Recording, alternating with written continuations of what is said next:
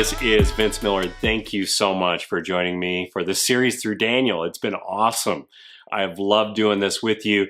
Also, if you haven't already, you can pick up your Daniel scripture journal so you can take notes as we kind of journey through this book together straight from our website. I encourage you to go there and grab that right now. Today we are in Daniel chapter 10. We're going to be in verses 2 through 3. It reads, "In those days, I, Daniel, was mourning for 3 weeks."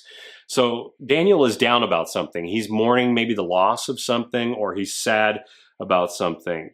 And then he says, "I ate no delicacies, no meat, no wine entered my mouth, nor did I anoint myself at all for the full 3 weeks." So right before Daniel gets his very last vision, we discover that he's been engaging in a common spiritual practice called fasting. And fasting is basically the most un-American activity that you'll ever engage in. It is the practice of abstaining from food for spiritual reasons. Now, this text reveals that Daniel abstains from certain foods for 3 whole weeks and actually doesn't bathe himself in certain oils. But why? Why does he fast, and why should we fast? So, if you back up to the first pages of the Bible, you'll discover that sin entered the world through eating, which I think is super interesting, by the way. It was actually eating a fruit that was forbidden that led to the very first sin. And I believe God chose food because, well, I think we tend to rely upon natural provision over spiritual provision in our lives. In addition, I know it doesn't hurt us to occasionally deny our physical appetites to incline our desires to the things of God.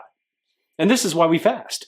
We fast to abstain from something for a period of time so that we can reorient ourselves to the desires of God. Now, there are a lot of things that you could fast from. For example, you could fast from social media or network news, which would probably be good for some of you out there. But the most common fast in the Bible was abstaining from food, a fast from food. And all the great men of the Bible did it at some point. Men like Moses and David, Daniel here, Paul, even Jesus fasted, which means it would probably be good for us to do it as well.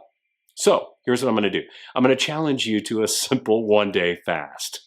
Now, don't get overwhelmed by this, okay? I'm going to give you a very easy way to do it. The easiest way would be to start after your evening meal and then not eat for 1 full day, breaking the fast the following evening. So if we began today at 7 p.m., which I'm suggesting you could, we would break the fast at 7:01 p.m. the next day. For this 1 day, I would encourage you to eat a few crackers to curb your hunger, drink water, which you should, and I would encourage you to actually bring this little packed meal with you everywhere you go. Just a little bag of crackers, not an entire box of them, and a bottle of water with you that you can refill throughout your day. And then, as you're fasting, something's going to happen. You're going to feel the pain of hunger in your gut. And as you feel this pain, I want you to let it drive you to spiritual provision. And just consider one question all day, just one. It's this one. What does God want to show me?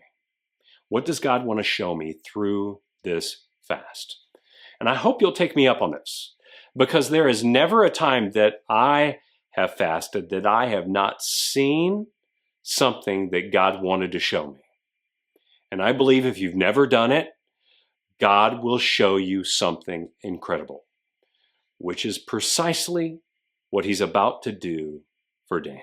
Just wait till you see what God shows Daniel tomorrow. I love you guys. I hope you'll take me up on this. Pick a day this week that you want to do it. Maybe you're going to choose to begin tonight. Good for you. Let's do it together, you and me. And with that, I'll see you right back here, hungry for more tomorrow.